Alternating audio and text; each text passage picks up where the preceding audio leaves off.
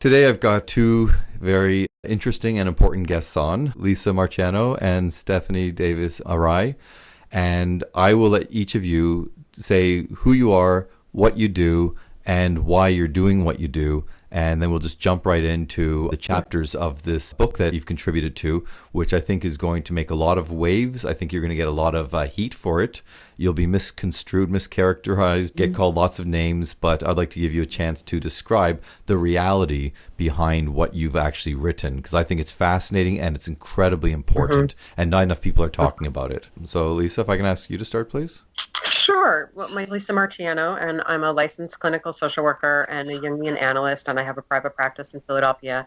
And a couple of years ago, I became aware that more and more young people were coming out as transgender. And when I learned that they were often quickly undergoing medical intervention, I became really curious about how we understand this and what the thinking was about medical intervention. And so I just did a lot of research, and the more I learned, the more concerned I got.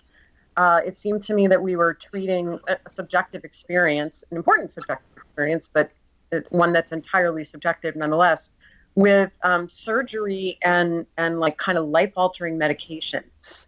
And so I began writing about it, and that brought me to the place where I consult with parents whose teenagers have come out as trans in a rapid onset presentation. That is, these are not people who felt this way their whole life. It's kind of come out of the blue. There's a very particular story. And so, I probably get contacted by 2 or 3 new parents every week with children with this presentation. And so I feel like I have a particular window into this phenomenon. Great, thank you. And Stephanie? I'm Stephanie Davis Arai. I'm the founder of the website Transgender Trend. I work with parents. I teach communication skills to parents and teachers, and I've been doing that for about 19 years now. So I work very closely with parents, and I've watched parenting culture change over that time. I also did write a weekly parenting blog, and I've written a book called Communicating with Kids. So that's my area. When I started noticing a few years ago articles coming out in the press about transgender kids, it immediately made me feel, what's going on here? There's no information about it, just stories that were about happy kids and their brave parents, the kids finding their authentic selves. And because I know so much about parenting advice culture, I was immediately suspicious, because over a lifetime we don't arrive in the world with an authentic self.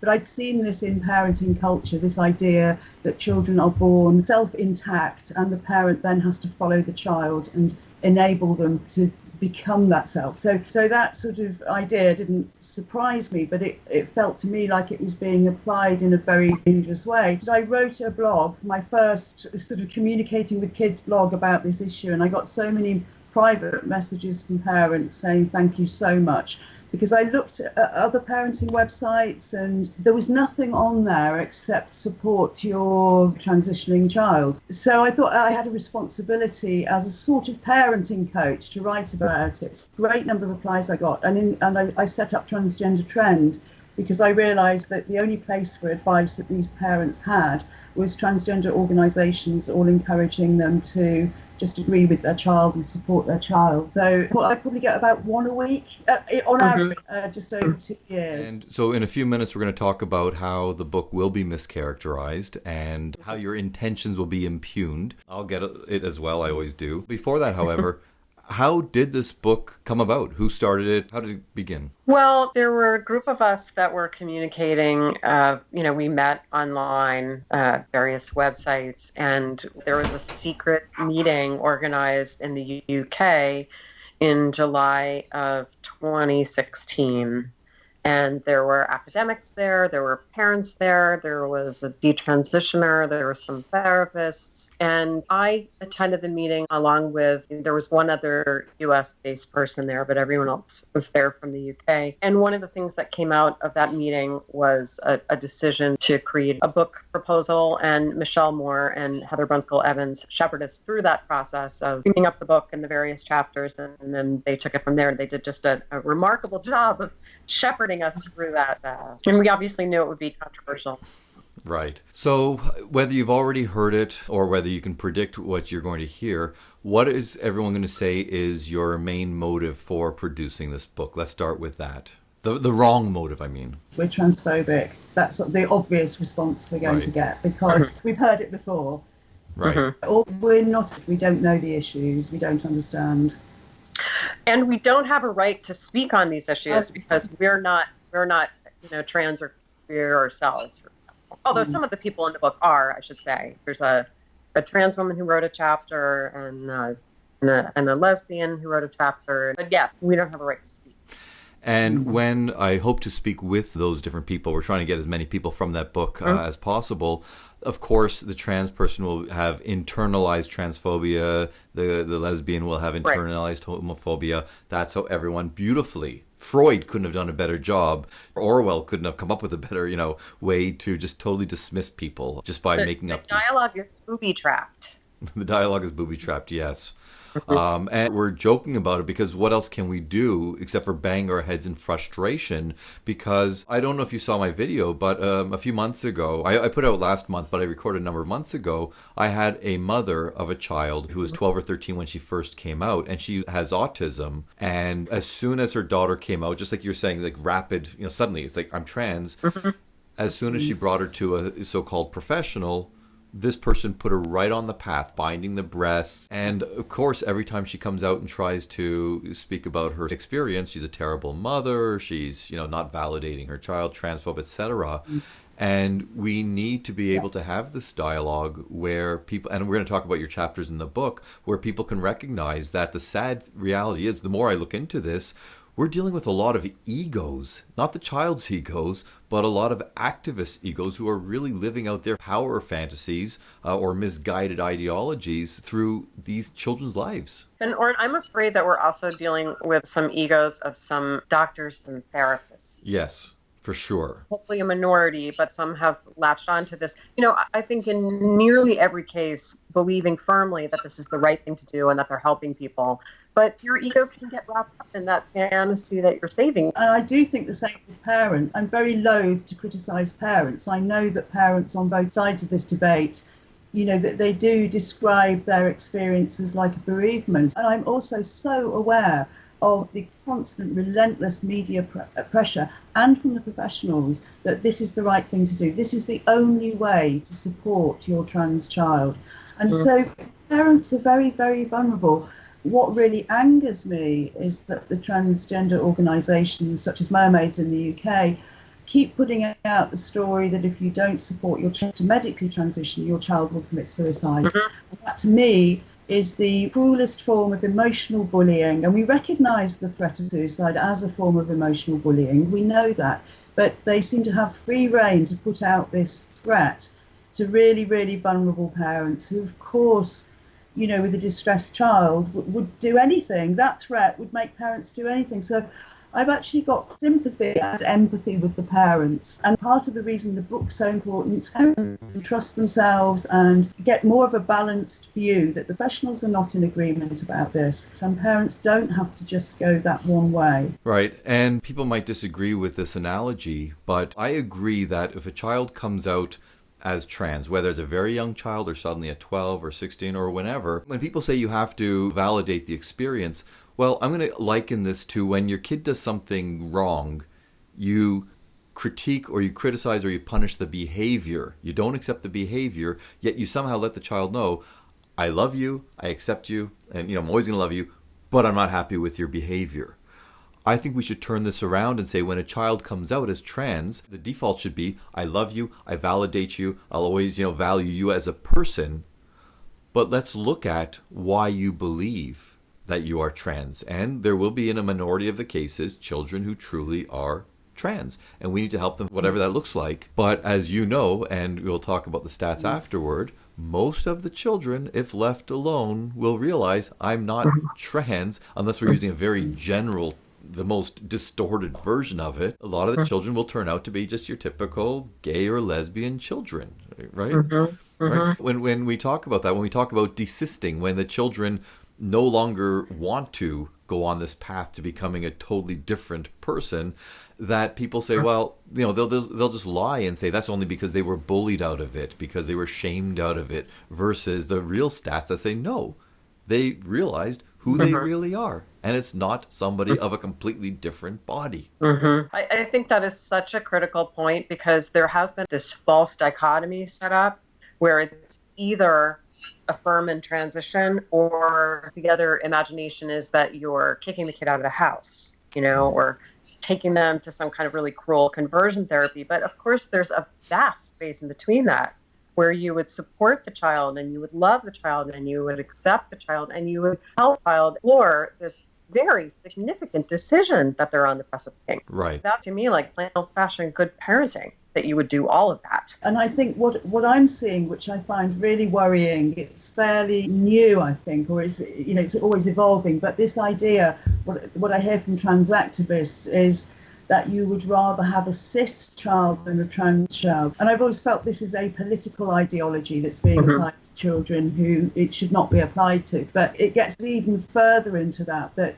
you are discriminating against trans people by saying a cis child is better than a trans child. Right. That should be absolutely kept out of any approach towards children. Right. And this is where the politics come in. And it's not just with parents, it's not just with activists, but Lisa, you mentioned this earlier, it's with the professionals as well, where there's something wrong with saying that the child might have a disorder. They might have a condition. They might have some experience that is distressing to them. And then people get upset if we say, for example, okay, and I say this to my students all the time, I am not trans. I don't know what the experience is like, but I can say that it's not so crazy to think that there are a number of people, whether it's 100%, 50, 10, whatever it is, who have this distortion, this believing that they should be this other body, because we know somebody can be 6 feet tall, 50 pounds, and think they are fat. We have these body dysmorphia, we have these body image issues. So why couldn't it be something like this? For example, it's just one of many possible explanations. Yet, for some reason, when it comes to trans people, you're not even allowed to say that now, because then that's being transphobic. And I have a former student who's now a colleague. I put her on the SexNet listserv, and that's a listserv of these experts in the field and people who've lived the experiences, who are trying to understand not just trans issues, but anything to do with sex. And she was reading some of the exchanges, and she wrote to me, she said, these people are hateful, they're ignorant. She said, how dare they use the term gender dysphoria? It's a made-up term, it doesn't exist. And she works with trans teens.